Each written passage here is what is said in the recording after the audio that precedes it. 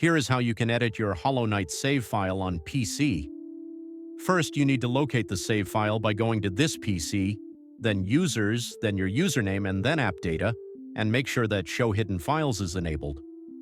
After that, open the local low folder, then Team Cherry, and then Hollow Knight, where you will find files like user1.dat or user2.dat, which are your save files. Next, open the link in the description and drag and drop your save file onto the website.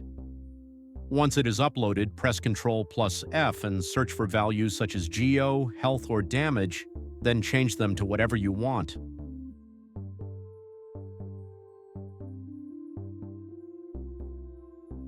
When you are finished, click Download Encrypted File, and then move the downloaded file back into the Hollow Knight save folder. Before changing anything, it is very important to copy your save file and store it somewhere safe as a backup in case something goes wrong. After copying the original save file, delete the save file from the Hollow Knight folder, then rename the new save file to user1.dat or user2.dat, depending on the save slot you are using. Finally, launch the game and your changes should now be applied.